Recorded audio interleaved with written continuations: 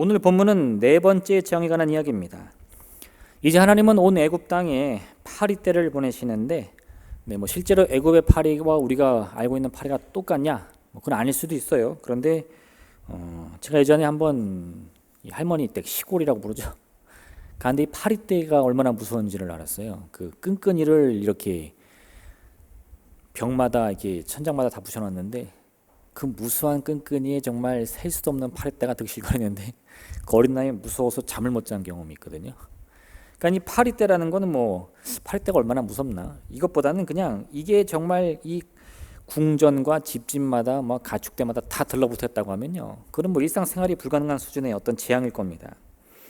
근데 한 가지 독특한 점은요, 사실 이 첫 번째, 두 번째, 세 번째 재앙의 말씀을 잘 살펴보면 하나님이 이와 같은 말씀을 하세요. 모세와 아론에게 이르되 바로에게 가라. 그리고 너의 지팡이를 물에 내리쳐라. 저 티끌을 쳐라. 그러면 그것이 이가 되리라. 이런 식으로 뭔가 모세와 아론이 행동을 하고 그 행동을 통해 결과가 나타날 것이다. 이거를 미리 알려주십니다. 그럼 이 모세와 아론이 가가지고 이제 하나님이 말씀하신 대로 행하고 이 재앙들이 나타나거든요. 근데 오늘 보니까 하나님 이렇게 말씀하시는데, 내가 너와 내 신하와 내 백성과 내 집들의 파리떼를 보내리라. 그러니까 모세와 아론이 지팡이를 휘둔다던가 이렇게 하늘을 친다던가 이런 게 아니라 하나님이 이와 같이 말씀하셨습니다 하니까 어떻게 돼요? 어디선가 이 무수히 많은 파리떼가 몰려오는 거죠. 마치 이게 언어학적으로 보면요, 그 전까지는 하나님이 이렇게 모세와 아론에게 야 가서 잘 얘기해봐, 이렇게 그들을 앞세운 것처럼 보입니다. 하나님은 한 발 뒤로 물러서서. 근데 네 번째는 어떻게 해요? 내가 직접 그 땅에 재앙을 내리겠다. 할렐루야. 네, 이게 오늘 말씀의 중심은 아니지만 뭔가 이 첫 번째, 두 번째, 세 번째, 네 번째 재앙이 반복되면서 이 하나님의 태도가 바뀐다는 걸 우리가 알아야 돼요. 하나님이 처음부터 끝장을 보자 이러신 게 아니고, 점점 이 바로의 완강함에 하나님도 점점 이 바로에게 다가가시는 겁니다. 그렇게 이 네 번째 재앙은요, 하나님이 직접 그 재앙을 내리는 것처럼 아주 직설법으로 표현되어 있어요. 그래서 이번에 보니까요, 이 바로가 뭔가 고민하면서 재는 것도 아니고, 야 요술사 불러와라, 흉내내라 이런 것도 아니고, 그 즉시 무릎을 꿇고 모세에게 싹싹 빕니다. 야 내가 이렇게 할 테니까 제발 이 파리떼 좀 없애줘. 근데 바로가 무슨 말을 하느냐, 너희가 너희 하나님 여호와를 예배하는데 멀리 가지 말고 이 애굽 땅에서 예배하라. 그러니까 모세가 또 그건 안 될 말입니다. 당신들도 우리가 하나님 예배하는 걸 싫어하고 하나님들 그걸 바라지 않으니까 우리는 떠나서 이 광야에서 예배할 겁니다. 그랬더니 먼데 가지 말고 가까운 데서 예배드려, 이런 식으로 말하는 거죠. 근데 결국 이 바로가요, 모든 걸 다 내려놓고 모세의 말대로 하겠다고 철석같이 약속을 하고 오늘 또 어때요? 약속을 바꿔버리는 거죠. 그럼 오늘 이 네 번째 재앙의 이야기를 통해서요, 우리에게 들려주시는 하나님의 음성이 무엇인지 함께 살펴보겠습니다. 첫 번째는 이 바로의 제안에 대해서 한번 살펴보겠습니다. 그 전까지는 바로가 이런 고민 안 했어요. 그냥 재앙이 오니까 무서워서 가라. 그래 놓고 마음을 바꿨죠. 근데 오늘은 이 모세에게 제안을 합니다. 일종의 타협점을 찾는 거예요. 어떻게? 너희들이 하나님을 예배하도록 내가 허락은 해줄 텐데 보내지는 못하겠다. 이 땅에서 하나님께 제사드리라, 이런 거예요. 바로가요, 지금 이 위기의 순간에, 이 애굽 온 땅을 흔드는 이 재앙의 순간에 그가 의지할 수 있는 것은 무엇이 있습니까? 이 바로라는 인물은 애굽의 꼭대기에 있는 사람이거든요. 오늘 보면 이 요술사의 요자도 안 나와요. 더 이상 바로가 의지할 사람이 없어요. 바로의 곁에 있는 사람이 없습니다. 그 홀로 이 하나님의 재앙에 맞서는데 사실 자기도 맞설 수가 없습니다. 그러니까 그대로 무너지는 거죠. 그리고 그런 상황에서 이 바로가 생각한 게 뭐냐? 일종의 타협점을 제시하는 거예요. 이 타협점이라는 것은 무엇이냐? 이스라엘 민족의 자유는 허용할 수 없고 자유로운 예배는 허용할 수 있다. 왜요? 너희가 해방되면 하나님을 예배하겠다고 하지 않았냐? 그러면 내가 예배의 자유를 줄 테니까 그냥 계속 우리 애굽에서 종노릇 해라. 그러면 고기 감아도 줄 것이고 배불리 먹일 수 있으니까 누이 좋고 매부 좋은 거 아니냐, 이런 식의 어떤 생각을 하는 거죠. 근데 모세가 그걸 거절하는 거예요. 왜요? 우리가 하나님을 예배하겠다는 것은요, 단순히 정말 말 그대로 정해진 시간에 정해진 장소에 와가지고 자 예배 시간입니다, 예배 드립시다 하고 예배 끝났습니다, 이제 가서 일하십시오, 뭐 이런 방식이 아니라는 겁니다. 하나님이 모세를 보낸 직접적인 이유가 뭡니까? 네. 예배 시간 잘 지켜라. 이게 아니죠. 내 백성 이스라엘을 해방시키라는 거예요. 이 애굽의 압제에서 풀어주라는 겁니다. 그러면 그들이 광야로 가서 나를 예배하리라. 그러니까 이 순서를 잘 기억하셔야 돼요. 하나님의 목적은 이스라엘이 해방되는 거고, 그 해방과 자유 안에서 이스라엘이 하나님의 권능을 찬양하고 예배하는 것이 진정한 예배지, 와 밑도 끝도 없이 자 예배 시간이야, 자 예배하자, 이거 아니라는 겁니다. 그 가끔 교회에서 이제 가정 예배 드리라고 할 때가 있잖아요. 집에서 예배를 한번 드려보십시오 하면서 뭐 가정 예배지도 만들고 캠페인도 하면요, 뭐 마음에는 막 열정이 있습니다. 그래? 우리 가정에서 예배 한번 들어봐야지. 그리고 가서 꼭 실수하는 게 뭔 줄 아세요? 집에 들어가가지고 이제 이렇게 얘기하는 거예요. 자, 우리 목사님이 예배 드리라고 했으니까 다 예배 드리자 하고, 뭐 남편이 뭐 하는지 부인이 뭐 하는지 애들이 뭐 하는지 신경 안 씁니다. 너 어디 있어? 빨리 안 와? 예배 시간인데 이게 어디서 지금 막 당장 뛰어라. 그리고 자 이제 하나님 예배할 거야. 그럼 그 예배가 되나요? 그리고는 찬송가 한 곡하고 이제 주어진 이거 쭉 읽으면서 자 우리는 예배하는 가정입니다. 할렐루야. 네. 그리고는 또 뭐예요? 네, 텔레비 보고 또 뭐 PC방 가고. 네. 지금 하나님이 말씀하시는 이스라엘의 예배는 그런 개념이 아닌 거예요. 이스라엘은 하나님을 통해 자유와 해방을 얻게 될 것입니다. 그 운명이 변화를 받게 되는 것이에요. 애굽의 종으로 살아야 할 그 운명이요, 자유를 얻고 완전히 새로운 삶의 방식을 얻게 되는 겁니다. 그런 그 새로운 삶의 방식을 어떻게 사용할까요? 하나님을 예배하는 대로 사용하겠다 이겁니다. 이 전체가 다 그 삶의 이 방식이 전체가 하나님이 말씀하시는 진정한 예배의 의미인 거예요. 여러분 잘 생각해 보셔야 돼요. 우리가 이렇게 함께 예배를 드리고 있는데 이 예배의 자리라는 것은요, 누구를 위한 자리일까요?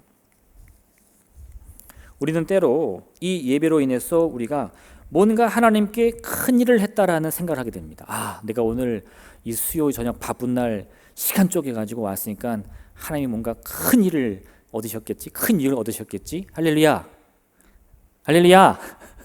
네. 이런 착각을 한다는 겁니다. 제가 예전에 이런 경험을 한 적이 있어요.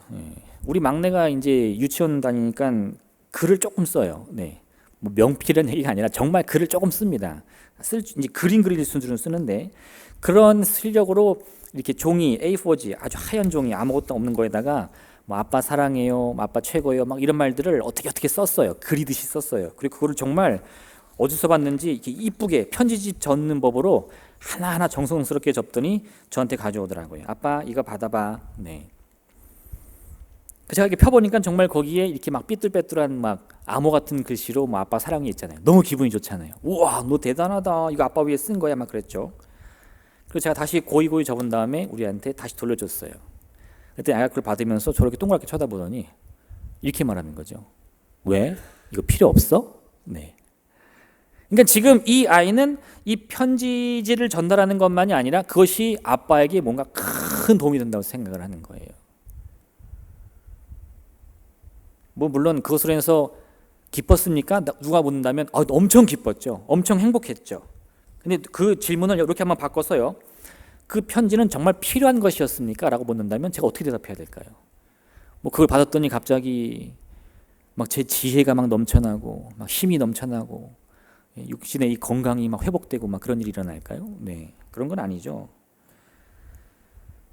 우리 아이의 편지는 아빠에게는 기쁨이 됩니다. 너무나 행복한 일이 되죠. 그런데 그 필요성, 그 유익성을 따진다면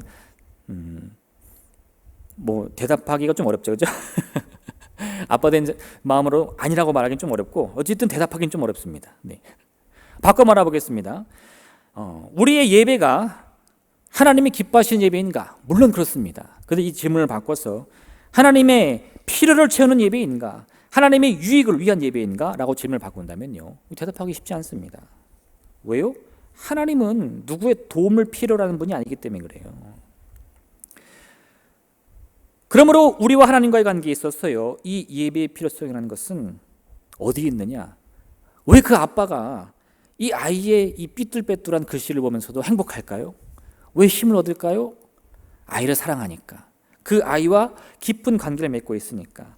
하나님이 왜 우리의 예배를 기뻐하십니까? 왜 우리의 예배를 기다리십니까? 왜 우리가 이렇게 나와서 하나님의 이름을 부르기 원하십니까? 다른 게 아니에요. 하나님과 우리가 사랑으로 맺어져 있기 때문인 겁니다. 이게 중요해요. 그런데 바로는요, 이런 하나님과 이스라엘의 관계를 어떻게 이해했느냐? 야, 그거 예배는 하면 되는 거 아니야? 어떻게든 하면 되는 거 아니야? 그냥 시간 정해, 장소 정해, 그냥 모여, 찬송 불러, 말씀 읽어. 그럼 예배 아니야? 할렐루야. 네. 그냥 그런 어떤 제도적인 것에 눈에 보이는 형식에 얽매여 있다 보니까요, 이해를 못하는 거예요. 그게 뭐가 어렵지? 그냥 우리 애굽의 노예로 살면 내가 밥 줘, 고기 줘, 먹여줘, 물 줘, 집 줘, 다 주는데 그냥 내 노예로 살면서 예배만 잘 드리면 되는 거 아니야? 이게 이해가 안 가는 거예요. 제가 예전에 이런 글을 읽은 적이 있어요. 어떤 신혼부부가 있는데 그 아내 되는 분이 글을 쓴 겁니다. 결혼한 지 몇 달 안 됐대요. 근데 이런 글을 썼어요. 몇 년간 이렇게 서로 교제를 했는데 그때는 뭐 맨날 뭐 자기 나 사랑해, 그럼 뭐 사랑해, 우리 자기가 최고야, 뭐 하늘의 별도 따다 줄게 이렇게 했겠죠. 할렐루야, 할렐루야. 다 그러신 거 아니에요? 네. 근데 막상 결혼을 했습니다. 집에 갔더니 아침 일찍 일어나서 남편도 출근하고 자기도 출근하고 저녁에 늦게 오니까 뭐 이것저것 하기 귀찮으니까 뭐 음식 시켜 먹고 대충 치운 다음에 남편은 TV 보고 뭐 자기는 드라마 보고 패드 보고 핸드폰 보고 씻고 자기 바쁜 거예요. 안 그러면 피곤해서 견딜 수가 없으니까. 그렇게 몇 달을 살아보니까요, 어떤 생각이 드느냐? 왜 결혼을 했지? 네. 뭐 아침에 뭐예요? 아침 일찍 일어나서 뭐 간신히 빵 먹고 서로 출근하기 바쁩니다. 뭐 잘 잤어? 뭐 자기 사랑해? 물어볼 시간도 없고 여유도 없어요. 밤에 오면 뭐가 중요해요? 빨리 씻고 나 보고 싶은 드라마나 보고 자는 게 중요하지, 뭐 남편 어땠는지 아내가 어떠는지 신경 쓸 겨를이 없다는 거예요. 그러니까 이런 생각이 들더랍니다. 내가 혹은 남편이 이거 뭐 그냥 자유롭게 살고 싶어가지고 어떤 결혼이라는 울타리 안에서 그냥 야 우리 결혼이나 하면서 행복하게 살자, 너 하고 싶은 거 하고 나 하고 싶은 거 살자, 이렇게 결혼한 거 아닌가? 그런 생각이 문득 들더래요. 그러니까 이게 막 허무감이 밀려오면서 저 사람은 누구지? 막 이런 남편 보면서 그런 생각이 들더랍니다. 그 글을 쓴 거예요. 왜 그 사람은 그렇게 사랑하는 사람과 함께 결혼하면서도 그런 허무감이 들었을까요? 결혼의 목적을 잃어버렸기 때문인 거죠. 결혼의 목적이 뭡니까? 안전하게 사는 거요? 편안하게 사는 거요? 네. 편안한 소파에서 보고 싶은 드라마 보면 행복한 결혼 생활이 됐나요? 그거 아니죠. 네. 좀 피곤하고 힘들고 바쁘더라도 이 사랑을 느끼면서 서로의 관계를 확인할 때 가장 행복한 결혼 생활 되는 거 아닙니까? 제가 예전에 이런 얘기를 들은 적이 있는데 우리 아이들이 사춘기가 되면 어느 순간 그 갈 길을 잃어버리고 저 밑바닥으로 떨어진대요. 내가 어떤 인생을 살아야 되는지 모르고 우리가 이제 어른들은 뭐 중2병이다 뭐다 하지만 사춘기 아이들은 그게 큰 고민이거든요. 밑바닥으로 추락해버리는 거예요. 근데 그럼 어떤 일이 벌어지는 줄 아세요? 그 아이의 부모는 그 밑바닥을 뚫고 저 지하로 들어간다는 거예요. 그렇게 고민하면서 힘들어하는 자녀의 모습을 보는 부모의 마음은요, 더 진짜 죽지 못해 사는 그런 무덤 속에 있는 인생처럼 지하를 뚫고 들어간다는 겁니다. 그게 무슨 뜻이에요? 자식의 아픔은 부모의 아픔이라는 거죠. 누가 시켜서 하는가? 아니요. 너무 사랑하니까 그 고통과 눈물조차 내가 대신 감당해주고 싶어서 나는 자식은 바닥에 눌러앉아서 울고 있는데 나는 지하를 뚫고 들어간다는 거예요. 그 부모의 마음이라는 겁니다. 그게 뭡니까? 그게 사랑인 거죠. 하나님이 우리의 관계는요, 어떤 정형화된 관계가 아닙니다. 기계적이고 매뉴얼적인 관계가 아니에요. 일주일에 몇 번 예배 드려야 됩니다. 몇 시간씩 기도해야 됩니다. 이렇게 정해진 틀에 따라서 하는 그런 관계가 아니라는 겁니다. 하나님과 우리 사이에 매일같이 사랑을 확인하며 나를 바라보시는 하나님, 내가 의지하는 하나님을 늘 느낄 때마다 우리는요, 돌베개 베고 자도 행복할 수 있다는 거예요. 내가 그 돌베개에 베고 자면서 깨어나서 하나님을 찬양하고 싶어서 이 주변에 놀린 돌을 쌓고 제단을 쌓아도 하나님이 그 제사를 받아주신다는 겁니다. 그게 뭐예요? 진정한 예배의 관계가 되는 거죠. 이걸 깨달아야 지금 이 낮고 천한 이스라엘 백성들이 바로 앞에서 이 제국, 애굽을 떠나서 저 광야로 들어가 하나님을 예배하겠습니다라고 말하는 그 진짜 이유를 알게 된다는 거예요. 여러분, 우리와 하나님과의 관계는 오직 사랑으로 매인 관계입니다.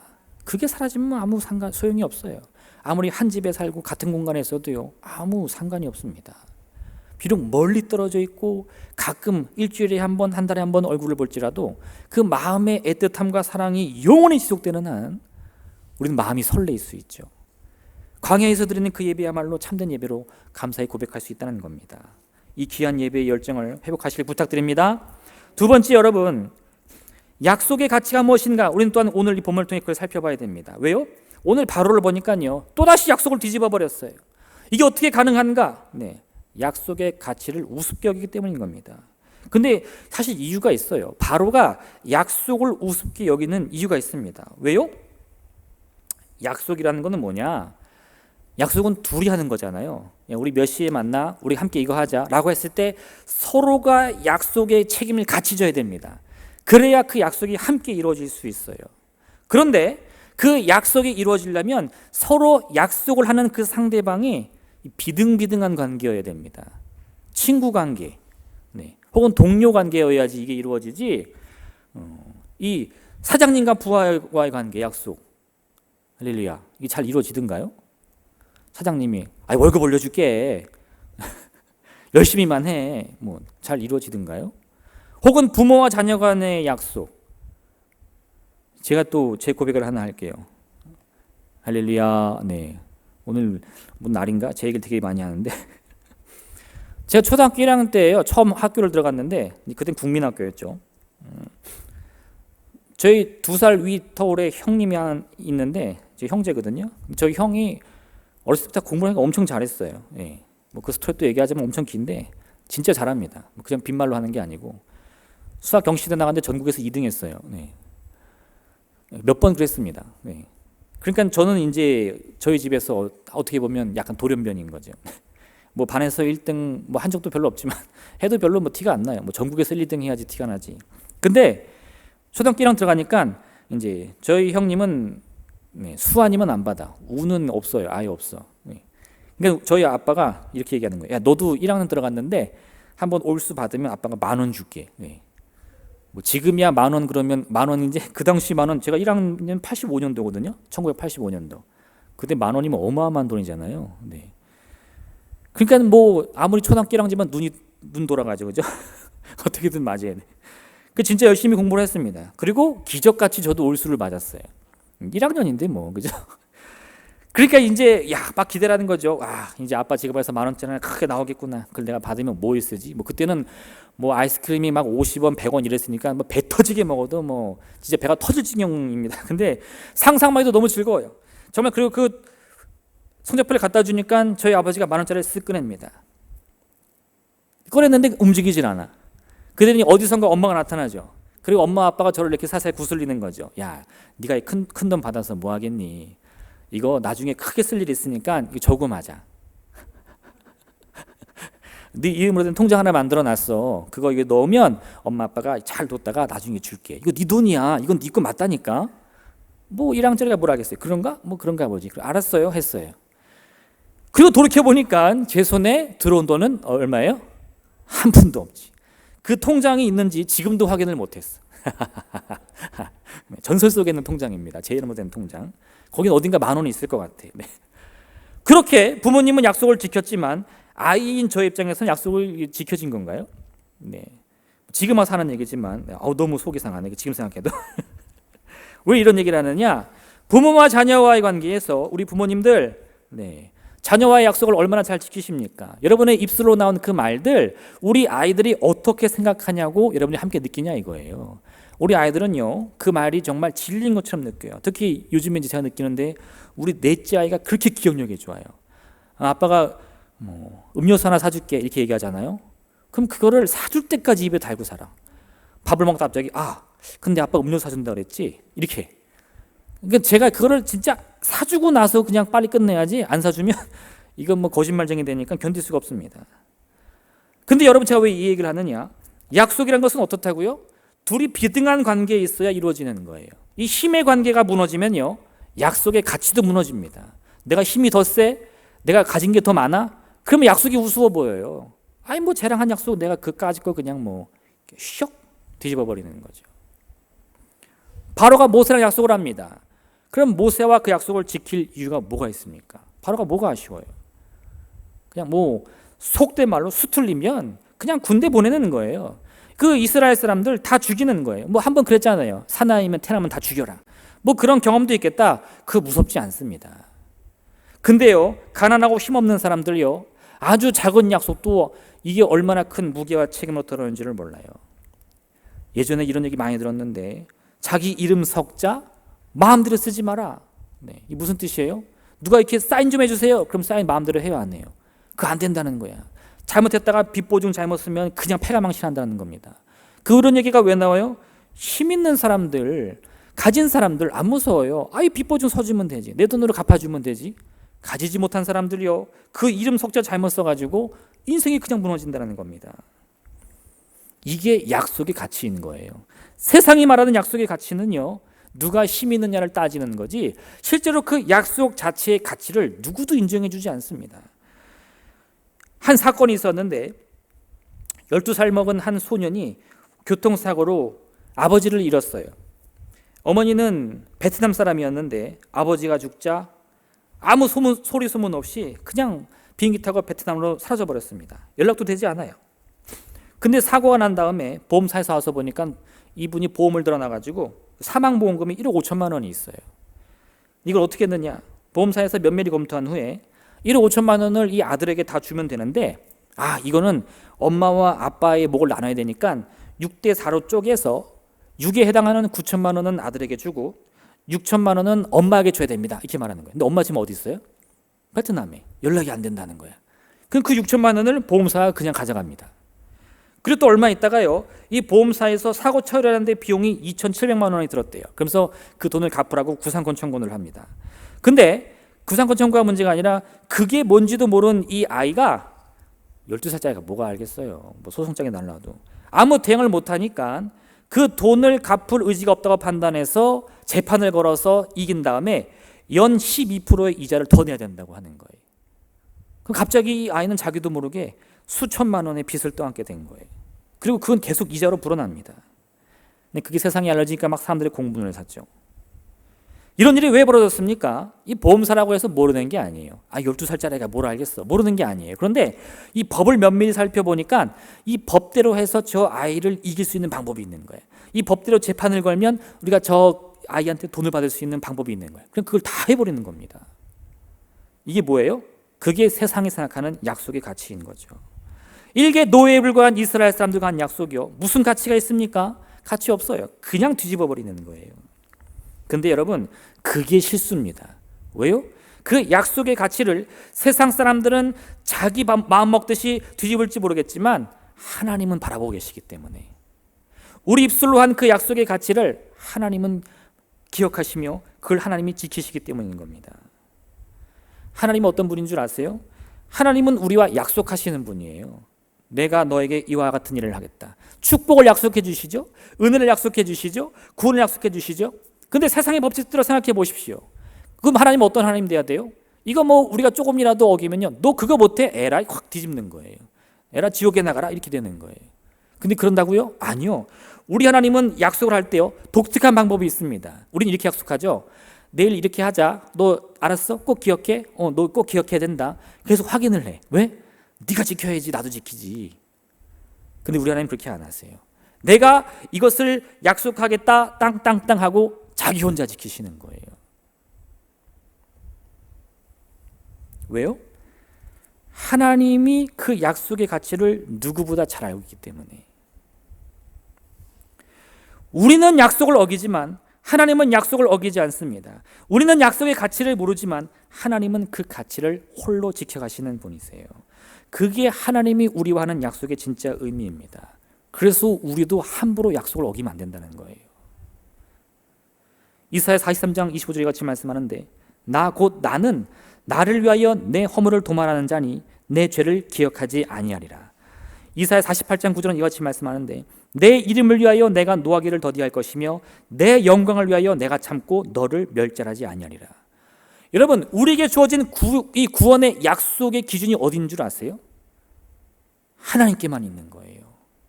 하나님이 왜 우리를 용서하시고 우리를 사랑해 주십니까? 하나님 자신을 위해서, 하나님 이름의 영광을 위해서, 그 이름을 위해서 하나님이 지키신다 이겁니다. 내 이름을 걸고 맹세할게, 내 영광을 걸고 맹세할게. 내가 반드시 너를 구원해 줄 거야. 내가 반드시 너를 고쳐줄 거야. 내가 반드시 너를 붙잡아 줄 거야. 할렐루야.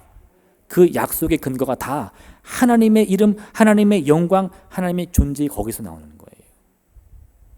우리 하나님이 변하지 않는데 그 약속이 왜 변하겠습니까? 여러분, 이 약속의 비밀만 깨달으면요, 우리는 내가 가지고 있는 그 약속의 가치가 얼마나 대단한 건지 알 수 있어요. 우리는 가끔 어길 수 있죠. 친구 약속하고도 5분 늦을 수 있고 깜빡할 수도 있어요. 근데 괜찮아요, 여러분. 내가 약속한 그분이 하나님이시라면 하나님은 몇 번이고 바람마저도 나를 기다리시는 분입니다.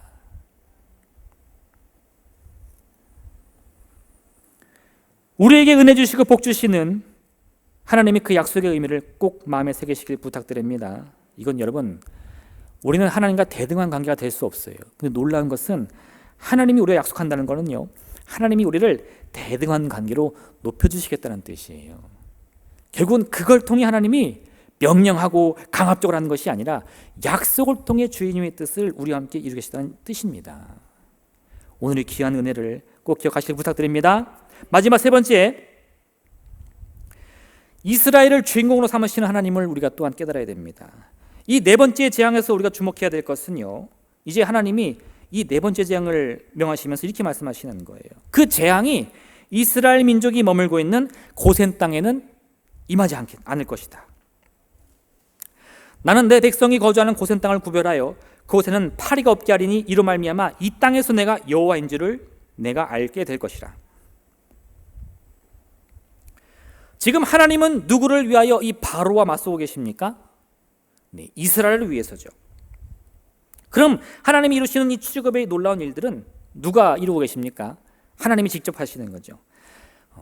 출애굽기를 잘 보면요, 이 출애굽기를 계획한 분도 하나님이고 그거를 이루어 가시는 분도 하나님이고 결국 성취하는 분도 하나님인 걸 우리는 알게 돼요. 네. 이 모세와 아론이 아무리 위대한 선지자로 이 높임을 받아도 사실 하나님은 그들이 필요해서 쓰는 게 아니라 그들과 약속의 관계로, 사랑의 관계로 맺어지기 위해서 쓰시는 것뿐입니다. 뭐 막말로 하자면 하나님 혼자서도 다 할 수 있을 수 있어요. 실제로 그렇게 하는 일도 많고요. 그럼 우리는 이런 생각할 수 있죠. 이 출애굽 사건의 이 주인공은 누굽니까? 이렇게 묻는다면 우리는 뭐라고 대답할 수 있죠? 하나님이십니다 말할 수 있어요. 그죠? 왜? 하나님이 뭐 흔히 말하면 연출도 하고 감독도 하고 뭐 주인공도 하고 다 하시잖아요. 그러니까 아이고 하나님이 최고죠. 하나님이 주인공이죠. 라고 말할 수 있는데 사실 오늘 이 고센 땅을 하나님이 구별하시는 걸 보면서 우리는 우리를 이 인생의 주인공으로 높여주시는 하나님을 깨달을 수 있어야 돼요. 이게 무슨 뜻이냐? 여러분, 이 하나님이요, 고센 땅에 재앙을 내리지 않는 이유가 무엇입니까? 그 땅이 뭔가 이 배산 임수 막 명당이라서요? 아니죠. 그 땅에 누가 있어요? 이스라엘 백성이. 그러면 이스라엘이 만약에 청주에 있다면 어떻게 됐을까요? 이 청주가 복된 땅이 되는 거예요. 네. 그러니까 하나님은 지금 이스라엘 민족을 중심으로 일을 이루시는 거예요. 고센 땅은 그 배경이 하나일 뿐입니다. 하나님이 이제 이 재앙을 내리시는데 첫 번째 재앙이 뭐였죠? 날강이 피로 바뀌는 거였어요. 두 번째는요, 이 개구리가 들끓는 거였죠. 세 번째는 이가 들끓는 거였어요. 이러한 재앙들이 막 임할 때 그것을 보는 이스라엘 사람들의 마음은 어땠을까요? 와, 신난다, 애굽이 망해간다 했을까요? 아니, 제 생각에는 이 이스라엘 사람들도 아마 공포에 질렸을 거예요. 와, 우리 하나님이 대단한 줄 알았지만 이렇게까지 대단한 줄 몰랐다. 이 정말 까딱 잘못했다가는 애굽 전체가 한 방에 망하겠구나. 이게 정말 바라보는 사람도 고통이거든요. 근데 이번에 하나님이요, 이런 재앙에서, 이 심각한 재앙에서 이스라엘만큼은 보호해 주는 거예요. 그럼 그때 느끼는 이 이스라엘의 사람들의 감정인 것은요, 정말 놀라운 평안입니다. 야, 온 세상이 멸망해도 우리는 살 수 있겠구나. 온 땅이 흔들리고 산이 무너지고 바다가 넘실거라도 나만큼은 하나님이 보여주시겠구나. 그 위대한 것을 깨달을 수 있다는 겁니다. 근데 제가 이걸 어디서 느꼈냐? 우리 어렸을 때 옛날에 이 여러 가지 옛날 이야기들이 있는데 거기 꼭 등장하는 주인공들이 있습니다. 누구냐? 공주님들이죠. 공주님들. 태어날 때부터 참 아름답게 태어나가지고 왕과 왕비 부모 만나서 잘 살다가 문제를 만나요. 여러 가지 문제를 만나죠. 뭐 깊은 잠에 빠진다던가, 뭐 괴물에게 쫓긴다던가, 어디 갇힌다던가 이런 문제가 생기는데, 그런 문제가 생길 때마다 또 어떤 일이 벌어지느냐? 막 어디서 백마탄 왕자 나타나서 꼭 구해줘요. 네. 잠에서 깨어있게 해주고, 탑에서 구해주고, 용을 무찌르고. 네. 그래서 요즘 현대인들은 이것을 이제 무슨 신데렐라 콤플렉스다. 네. 자기 의지는 없고 남의 힘을 의지해가지고 자기의 삶을 바꾸려고 하는 욕심이다 막 이렇게 말하는데, 뭐 세상적으로 보면 맞는 말인 것 같아요. 근데 여러분, 사실 우리 인생이 그렇게 그런 모습과 똑같아요. 신데렐라 컴플렉스. 왜요? 우리는 우리 인생을 책임질 수 없거든요. 내게 주어진 인생인데 그 인생을 살다 보면 넘어지고 깨지고 다치는데 내가 그걸 감당할 수가 없어요. 그럼 어떤 생각을 하느냐? 이 백마탄 왕자님을 기다릴 수밖에 없는 거죠. 그분이 누굴까요? 우리 하나님이신 거예요. 와가지고 내 마음의 슬픔을 위로해 주시고 나를 괴롭히는 이 용들을 물리치고 내가 갇힌 탑에서 나를 구원해 주시는 거예요. 근데 더 중요한 건 뭐냐? 그러면 그 이야기의 주인공이 누구냐 이거예요. 그렇게 백마탄 왕자가 와가지고 이 위기에 빠진 공주를 구해줄 때 그 이야기의 주인공은 누굽니까? 백마탄 왕자가 아니라 공주라는 거예요. 신데렐라, 백설공주. 우리는 수없이 많은 공주의 이름들은 알지만요, 그들을 구한 이 왕자의 이름이 누군지는 모릅니다. 왜요? 하나님이 우리를 주인공 삼아 주시니까. 하나님이 우리를 아무것도 없는, 물론 엑스트라로 만드시는 게 아니라는 겁니다. 그렇게 아무 힘없이 인생의 고통 앞에서 눈물 흘리면서 그저 하나님의 도움만 구하는 우리 인생인데, 하나님이 나를 직접 구원해 주시고 나를 붙잡아 주시고 내 길을 열어주시면서 뭐라 그래요? 네가 주인공이다 이러는 거예요. 세상은 그런 인생이 자기 주관이 없다고, 자기 인생이 아니라고 무슨 컴플렉스다 뭐다 말하는데, 여러분 사실 그게 우리 인생입니다. 그걸 인정할 수 있을 때에 나에게 찾아오셔서 내 손 붙잡아 주시는 이 백마탄 왕자 같은 하나님의 손길을 깨달을 수 있는 거예요. 이스라엘이 지금 그 하나님의 네 번째 재앙을 피하기 위해서 한 일이 무엇이 있습니까? 아무것도 없어요. 하나님이 그저 이 네 번째 재앙을 선포하면서 이번에는 고센 땅은 내가 면하게 해주겠다 말씀하시는 거예요. 근데 주인공은 누구라고요? 이스라엘입니다. 주인공은 누구라고요? 바로 우리입니다. 하나님은 여전히 우리를 위해 일하고 계시죠. 그 모든 능력을 우리를 위해 쓰고 계십니다. 위대한 능력입니다. 때로는 기적같이 나타나서 사람들이 깜짝 놀래요. 그런데 그런 순간 하나님은 뭐라고 말씀하시죠? 주인공은 바로 너야 말씀하신다는 거예요. 여러분, 이게 바로 우리와 관계를 맺고 계시는, 우리를 사랑하시는 하나님의 방법인 것을 꼭 기억하시길 부탁드립니다. 우리 인생요, 우리가 스스로 책임지지 못하고 많은 문제 가운데 여전히 눈물 가운데 고통 가운데 슬픔 가운데 있지만요, 하나님의 도움만을 바라는 우리의 인생일지라도 하나님은 그런 우리를 주인공으로 삼아 주십니다. 그것으로 충분한 거예요. 여전히 우리가 하나님과 함께하며 하나님을 예배하기 원하는 믿음을 가지고 있다면요, 여전히 우리는 우리 인생의 주인공인 줄로 믿습니다. 오늘 이 귀한 믿음 가지시고 전심으로 하나님을 예배하며 그 온전한 기쁨을 회복하는 여러분 되시기를 주님의 이름으로 부탁드립니다. 함께 기도하겠습니다. 오늘의 이 말씀을 기억하시면서 하나님, 우리의 관계가 온전한 사랑인 것을 꼭 알게 도와주시옵소서. 주님을 예배하기에 앞서서 우리의 온전함을 주 앞에 드리고 참으로 그 깊은 사랑의 관계 앞에서 언제나 나를 위해서 모든 능력을 쓰시는 하나님, 내 마음을 위로하시고 내 육신을 고치시는 하나님, 간절히 바라고 찾고 만날 수 있도록 도와주시옵소서 기도하기 원합니다. 또 한 가지, 여러분 이번 주 이제 금요일부터 우리 전견수련이 시작되는데 하나님 그 귀한 시간이 우리의 믿음을 회복하고 우리의 심령이 회복되고 참으로 우리의 예배가 회복되는 복된 시간 되게 허락하여 주옵소서. 우리 주님의 이름 생으로 만열히 기도하겠습니다. 주여!